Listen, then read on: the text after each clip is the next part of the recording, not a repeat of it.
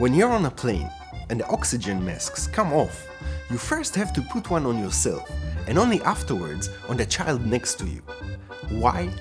Because if you won't take care of yourself, you might not have a chance to help at all.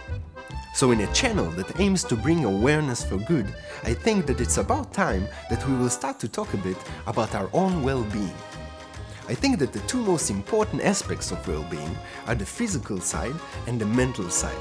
And this week, I will tackle both of them.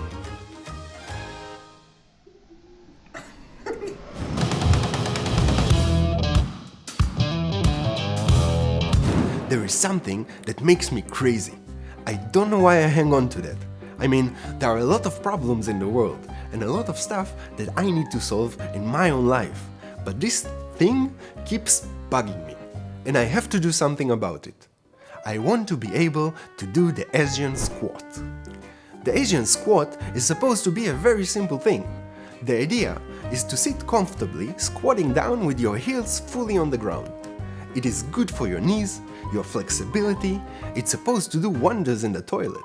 But when I try to do it,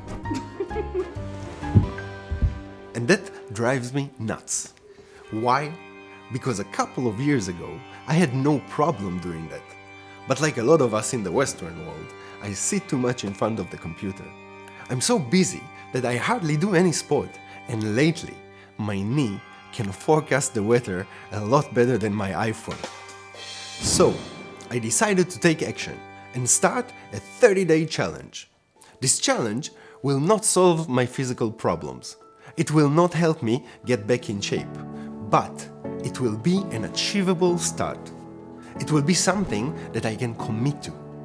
I'm sure that it will be fun, and the best thing about it is that it would be something that I will do purely for my well-being.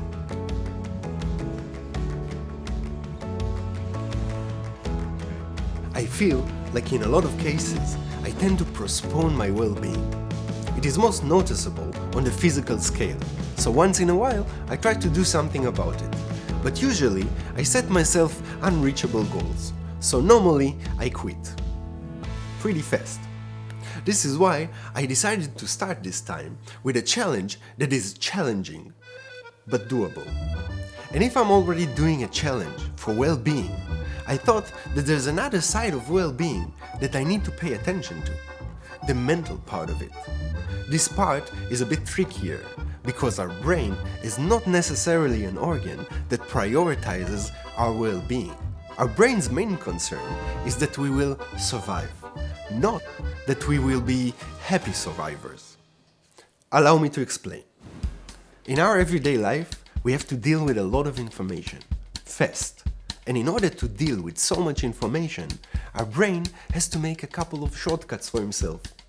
These shortcuts are called unconscious biases. I've already talked about one of them in a previous episode, so if you want to check it out, click the link. In this film, I made an embarrassing mistake in English. So the next time you meet someone different, just remember that it is okay to have unpolitically correct thoughts going through your brain. A lot of people told me they think that this is the best film on this channel. But when I think of it, I always see the mistake. It's like all the good things about it are meaningless to me. And the only thing that matters is one small error. The reason this happens is because of another bias, the negative bias. It is something that is common for all human beings, and it happens because our brain always pays more attention to the negative details. Why? Evolution. When our ancestors lived in the savannah, it was a mechanism that helped them survive. You see, identifying negative signs and doing something about them could mean the difference between life and death. And not only then, the negative bias helps us a lot nowadays as well. It is useful for us not only because it helps us survive, but because it helps us improve. And still, we must not forget that this bias has a tremendous effect on how we perceive our reality, tremendous effect on our well-being. The good news is that like we can exercise our muscles, we can also exercise our brain. By exercising our brain, I don't necessarily mean to think good thoughts and wear pink glasses. I don't think it's a bad idea, but we all know how hard it is to control our brain. It is almost impossible. When I say we need to exercise our brain, I mean we should approach it like we would approach physical training or a diet, to work on it with the same dedication and commitment. Because when it comes to well-being, it is better built by positive action and not by positive thinking. So this is my challenge. I will start the next 30 days with Asian squat training. My goal is to be able to sit comfortably for at least 5 minutes. I will end the days with answering 2 questions.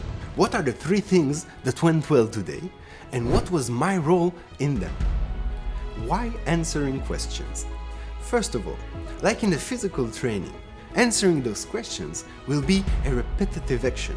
It will be a way to train my brain to look for good, or at least develop a healthy and supportive habit. Why these questions? Because they are aimed to disable the negative bias.